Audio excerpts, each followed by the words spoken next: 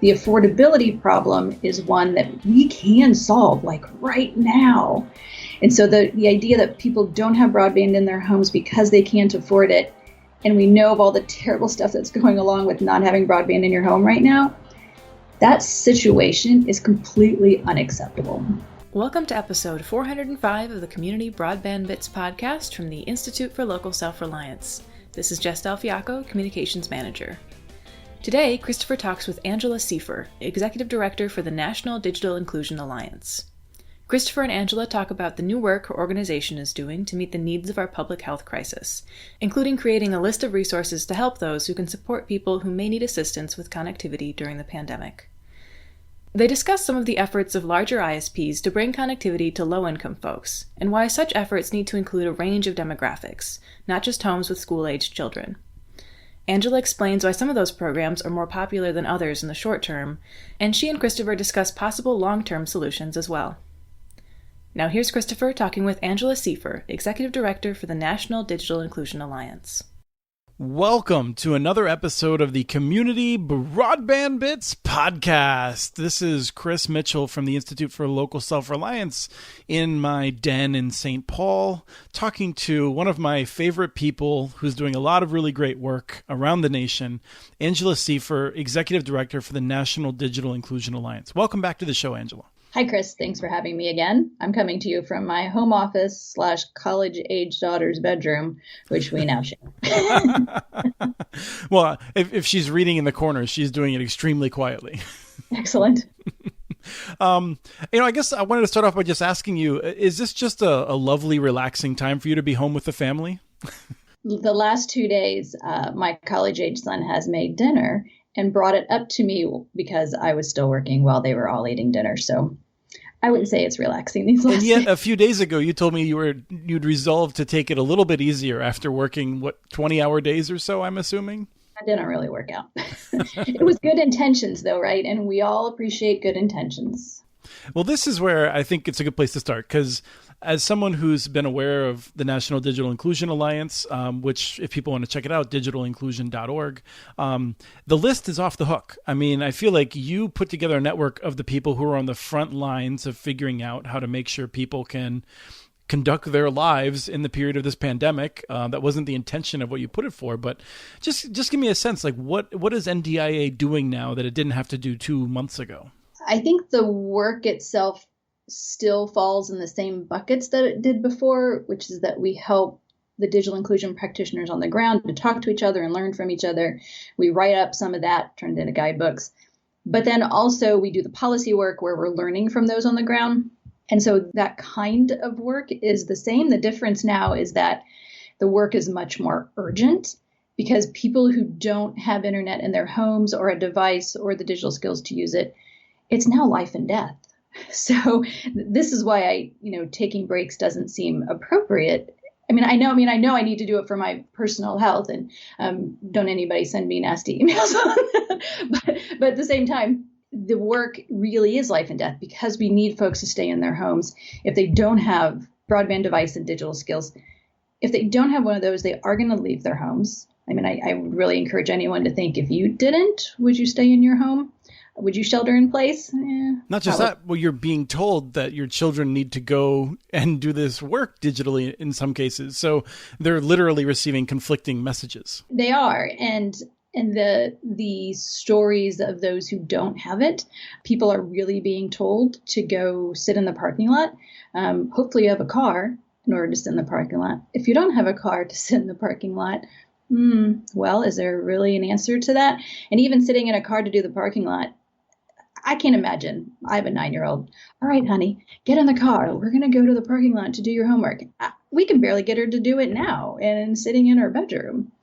And then, there are also stories of cities and others turning off the Wi-Fi in parks because they're not social distancing. That's complicated, right? Like, yes, we don't want them to social distance, but maybe one of those folks, they were just trying to apply for unemployment. So now they can't feed their kids. My heart just breaks in thinking about those situations. Right. And I just want to make sure, this discussion about how things have changed, you are well aware that people have been doing this in rural areas in particular for a long time. So if anyone's thinking that you're not aware of that, you are very aware of it. You're just talking about it's a much larger scale now. I was talking to someone from Cambridge, Massachusetts recently, and I was like, well, a lot of the solutions we're looking at don't apply to you because people drive everywhere and they have parking lots everywhere. And in Cambridge, Massachusetts, you really don't have that. So I don't know what to tell you. I'm sorry. Yeah. So hopefully the weather's okay so that you can sit outside in a parking lot because you don't have a car. Another terrible story, I saw a tweet where a principal in Phoenix came in the morning to the school building when it was supposed to be shut down, and there were kids under a blanket up against the school building so they can get access to the Wi-Fi. And it gets cold at night in Phoenix. That's right. It's hot today, but it's cold at night. So those stories are all out there. And it's heartbreaking. So we have to figure this out now. I curse more than I have ever cursed. Like I just did it right there, but I stopped myself. So I'm pretty proud of that. NDIA has assembled a really great and essential collection of resources for families that aren't all that aware of what their opportunities are. And I think even more importantly, for all the people who are on the front lines who themselves just need something to point people at when they get questions or to put on sheets. And so I'm curious, did anything, as you were compiling that list of resources, what's included on it? And then we'll talk a little bit about if it's sufficient. The list that we have is a list of free and low cost internet plans specific to the COVID crisis and beyond the COVID crisis. The list that we have is intended for practitioners, individuals who are supporting those who would be eligible. It is not intended for consumers because this stuff is confusing. Yes, even for the people who are working for the companies that are supplying it. That's exactly right. One of the confusing parts, and this may seem kind of silly to some of your listeners, is that individuals who have never really had to think about broadband before now have to think about it in terms of those that they are serving, making sure that they have access, whether it be education, healthcare, employers. And because they don't understand it, some unfortunate promotion of free offers have gone out in areas where those providers don't actually provide service. Yeah, that's a problem. Right. So we very much encourage those who are interacting with and supporting particularly low-income consumers, family members, households, to look at the list and then take out the pieces that are relevant for your area. Don't just hand over the whole list because that's confusing. You know which providers are available in your area. If you don't, figure it out. Do the copy paste of just the providers in your area. Create the flyers, create, the information that can spread the word, because that's how we're going to reach folks. NDIA right now is working on a model that we're calling Digital Navigator. And to be clear, when I say NDIA, I don't just mean the staff, I mean the whole community. This has really been a community discussion, and now we are doing the more detailed work of writing it up. But this idea of a digital navigator is someone who has a different job within the community. Maybe they're local healthcare workers going into home or used to go into homes. Maybe it is folks who are providing housing assistance, but it's individuals and organizations who do other work with at-risk populations. Training them on how to provide guidance to someone on what's the internet available in that area, what are the options for getting a free or low-cost device in that area again, and then helping that person really with some basic digital skills in order to do what the very basic thing they need to do right now. If they just need to apply for unemployment right now, that's like the urgent thing in their lives. Help them get to that point, and then help them get to the point where they're comfortable enough to take some online digital literacy classes. So this is a model that's probably been needed in the past, but the urgency of the current situation is you can't just tell people to go to the library anymore. Mm-hmm. We have to figure out how to help people via phone, and we have to get at home broadband in a way that the urgency of it today is completely different than before. We always knew the digital divide was a significant issue. It has now become a life and death issue. And you brought someone on board to help with that. We did.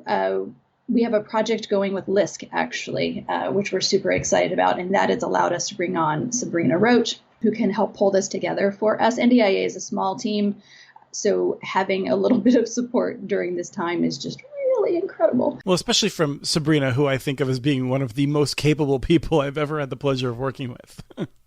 That's exactly right. We totally got lucky is what happened in being able to hire her. And I think it's important to note that this digital navigator idea, as we build it and define it, we're doing so very publicly. We just finished up creating what we're defining as the concept. And then, so we're pushing that out today, actually. You mean last week? Oh, yes. I meant we pushed that out last week. So the details of how it all works, we are very aware, and so are all the folks that we're working with around the country who are trying to figure this out at the same time, that we have to just keep sharing with each other what it is that we've figured out and what it is we haven't figured out in order for us all to make mistakes as quickly as we can and share out those mistakes so that others can have greater impact. Well, that's wonderful. I'm looking forward to the results of that. I think that's something that we'll maybe take for granted in 5 or 10 years in a lot of places. What do you think about the response from the big providers? So you've collected a list, and we know that hundreds of providers have responded. A lot of the media attention went to the big ones because they have customers everywhere, and especially in the big media markets. So what do you make of, if we just generally say the biggest cable and telephone companies, how are they doing in responding to the pandemic, specifically to connect low-income folks? It is a scale. I'm not sure what the right word is. A big continuum. A continuum of broadband providers who doing super job, those are doing a really not so super job, the ones in the middle that it's okay. The super job I would put at Comcast. If everybody could level up to Comcast, we could really have a lot more folks connected to the internet. I put Charter at the other end of the spectrum. Golly. Let me just pause you for a second and say that what you've just described is almost every inside conversation I've had with people about the management of the two companies. And this is something I've tried to make clear, is that I have plenty of things that I'm frustrated with Comcast about, but fundamentally they are a well-run company in the system. Right. Charter is not. Its employees spend most of their days trying to figure out how to find another job, from what I can tell. The issues at Charter are multiple. I think one of the biggest ones is that they didn't connect the free 2 months to their existing $18 a month discount offer. That just doesn't make any sense at all.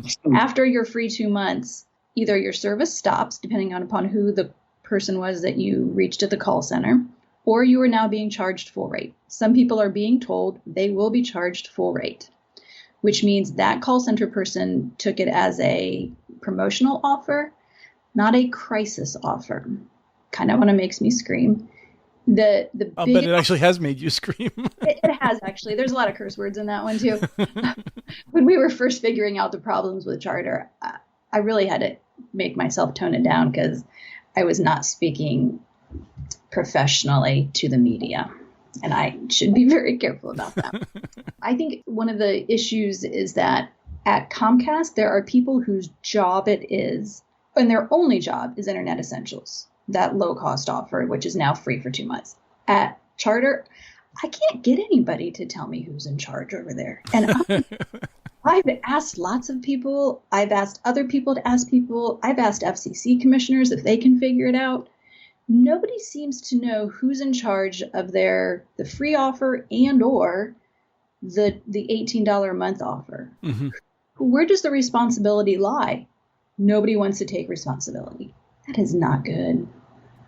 The companies in the middle of that spectrum are AT&T, Verizon, and the offers are okay. They're not great. Verizon's is troubling because it leaves out all of their folks that have DSL. Mm-hmm. So if you're lucky enough to get upgraded to Fios, you're also not lucky enough to get in your low income, you're also not lucky enough to get it for $20, which those who have Fios can do. That seems particularly wrong. AT&T, it's really slow. It has been really slow, their low cost offer. So now you can get the really slow internet for free for 2 months. It is what it is. So as we look at the hundreds of smaller companies that have taken the FCC pledge, I'm presuming that some of them have gone further to also create some of these free programs for 60 days. Or, I mean, in one case, I think it's actually 180 days or 120 days or something like that. So there's some variety out there. But what do you broadly take away from it? I take away that the smaller companies are more connected to the communities, that they certainly know who's in charge cost programs, right? And the folks locally can probably figure out who that person is if there's something going on and not working correctly. Right. So the idea that the smaller the company might have more of a financial challenge providing that free offer, but they probably experience a bit more pressure to provide it, because they live in those communities and they're seeing it firsthand. Also, I assume they have thinner margins, and so it can be much more difficult for them to make those commitments, which is why we've seen Senator Klobuchar, among others in a bipartisan group, pushing for $2 billion.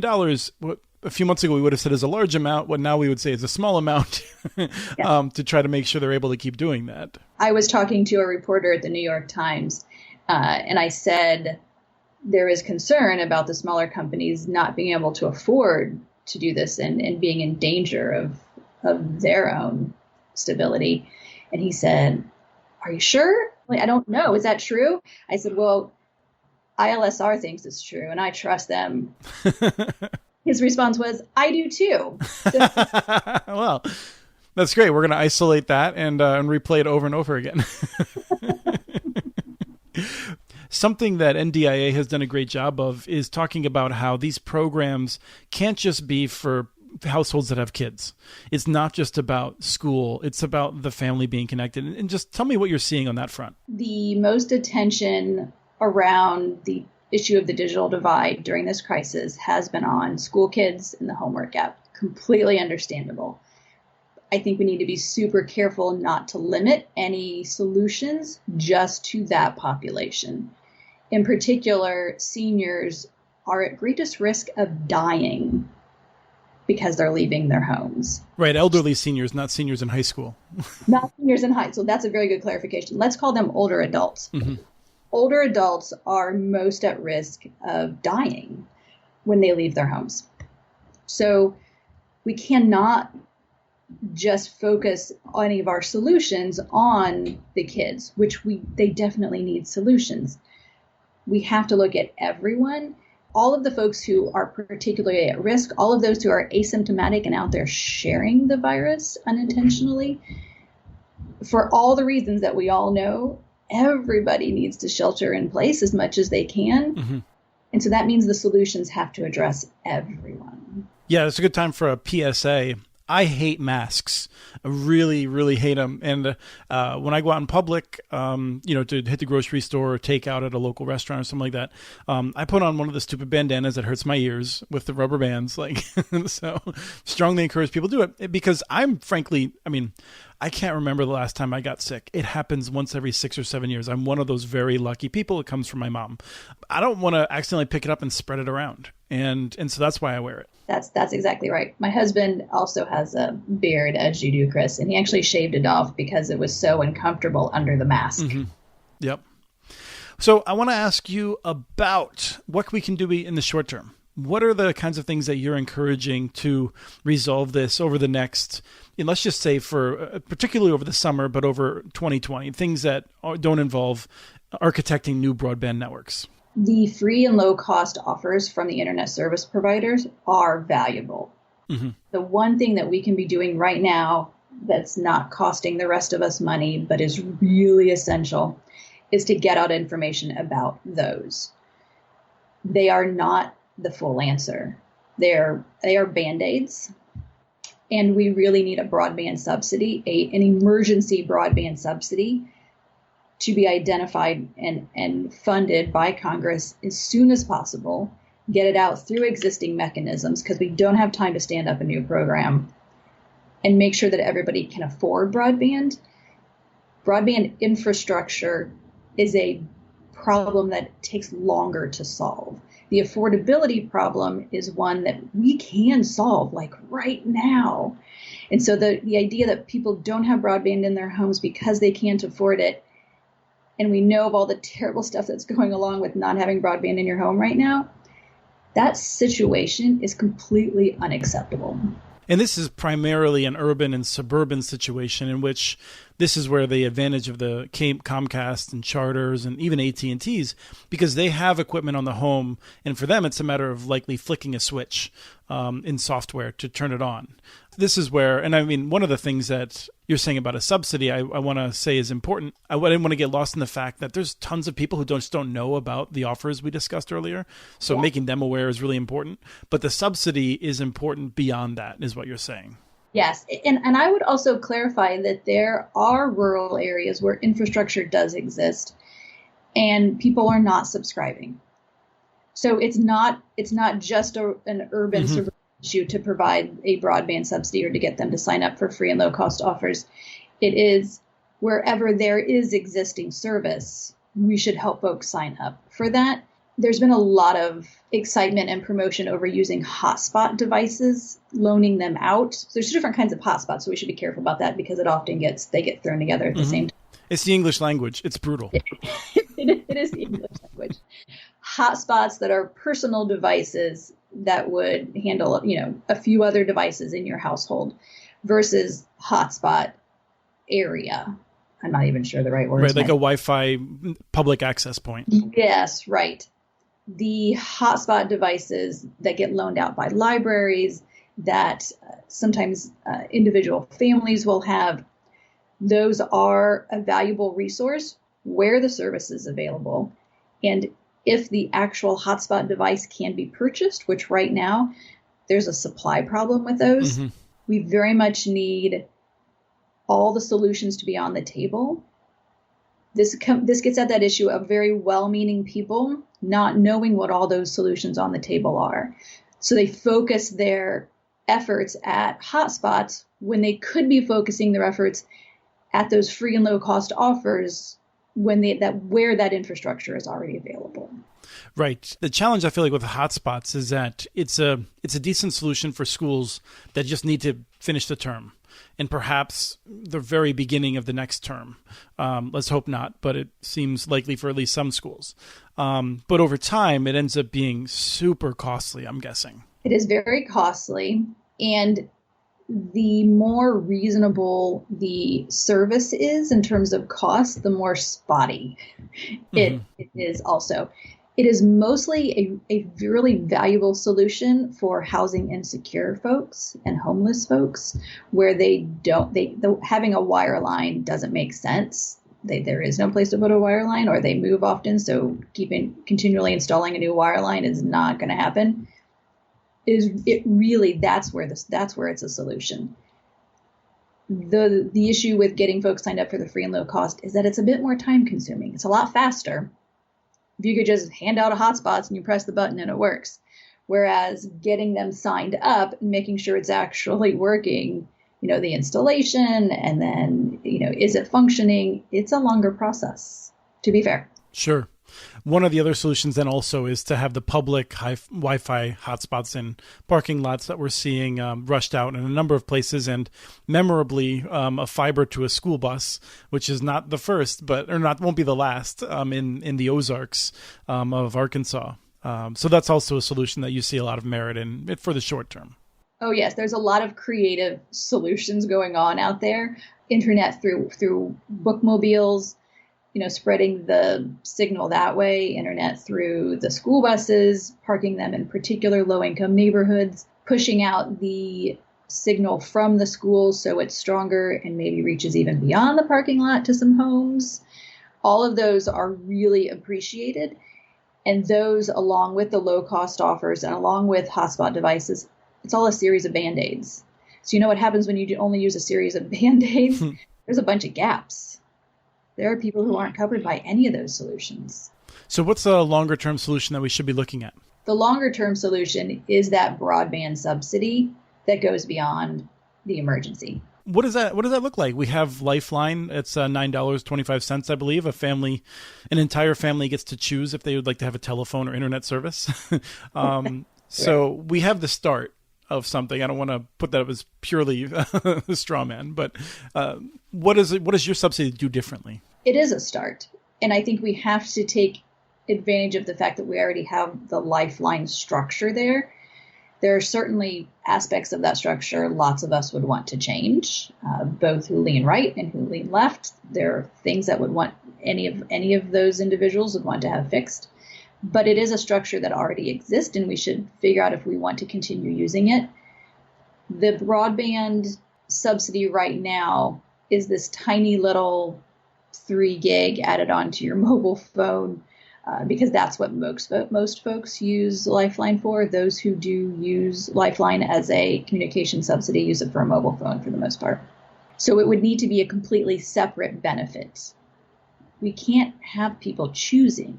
That totally doesn't make any sense. There needs to be both a phone subsidy and a broadband subsidy. And I know this makes some folks super nervous. I get it. I'm one of them. Right? Yeah. I totally get it. And I think now is the time to be having those discussions to determine, okay, what about it makes us nervous, and how can we get to some sort of agreement?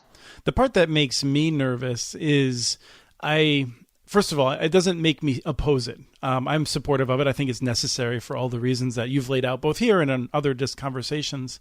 I am nervous about subsidizing a broken market. And that's the part that makes me nervous. And I think that is shared by people on the left and the right, as you said earlier. Absolutely. The tricky part is going to be us trying to increase competition at the same time that we're providing the subsidy. Theoretically, the subsidy would then be able to go down if we were able to increase competition and improve prices. Wouldn't that be lovely? Right. It's a very good point, in that one of the reasons, it's not perhaps the predominant reason, but one of the reasons we do lack competition is because the cost of trying to provide an additional network in an area in which you do not have a lot of people taking up service. If you suddenly have more people that are willing to take service with a subsidized coupon, then you could see new network build out. I do feel like, and I'm knowing you, I know you would support additional ways to increase competition as well. So, yeah. So, I mean, I think that makes sense as a holistic sort of approach. I just get nervous about programs that start off well-intentioned, and then 5 years later, you're like, whoa, we're spending so much money. We haven't structurally resolved very much. That's exactly, yes. One of the things that I get the impression of is that you're not the kind of person who wastes a lot of time on things that can't happen. I think you take strong goals, things that are hard to make happen, but you are seeing support now for that you had not seen 6 months ago. I mean, I think we've talked for a while about the need for a better broadband subsidy, but we haven't made it a public campaign. Now you are. The facts on the ground have changed, is what you're seeing. They have completely changed. The awareness is now totally different. There are still a couple people out there who think everybody already has broadband, but those number of people are fewer. I'm now having conversations with even internet service providers about a broadband subsidy, and they weren't really talking to me about broadband subsidies before. And I'm seeing conversation amongst organizations who haven't always worked together, who are now working together to try to figure this out. Mm-hmm. So I have high hopes. I am also realistic that the emergency part of this may not happen, and I'll just still keep cursing a lot. But if it doesn't happen, we will be closer to figuring out the long-term solution, because we will have had some of those hard conversations during the crisis that we hadn't had before. That's great. Well, I think that's a good note to leave on, unless there's anything else that you want to shoehorn in. This is perfect. Thank you, Chris. Thank you so much, Angela. I appreciate your time, and I really love the work that you're doing, the network you've put together, seeing the collaboration that's happening on that listserv. It's wonderful. It makes me feel a lot worse about the work I've done. Well, I love your work, so I'll have to send you some more kudos to make sure you understand. Thanks, Chris. I appreciate it. That was Christopher talking with Angela Seifer, Executive Director for the National Digital Inclusion Alliance. We have transcripts for this and other podcasts available at MediaNetworks.org/broadbandbits. Email us at podcast@MediaNetworks.org with your ideas for the show. Follow Chris on Twitter. His handle is @CommunityNets. Follow MediaNetworks.org stories on Twitter. The handle is @MediaNetworks. Subscribe to this and the other podcasts from ILSR, Building Local Power, Local Energy Rules, and the Composting for Community podcast. You can access them anywhere you get your podcasts. You can catch the latest important research from all of our initiatives if you subscribe to our monthly newsletter at ilsr.org. While you're there, please take a moment to donate. Your support at any amount keeps us going. Thank you to Arna Huseby for the song Warm Duck Shuffle, licensed through Creative Commons. This was episode 405 of the Community Broadband Bits podcast. Thanks for listening.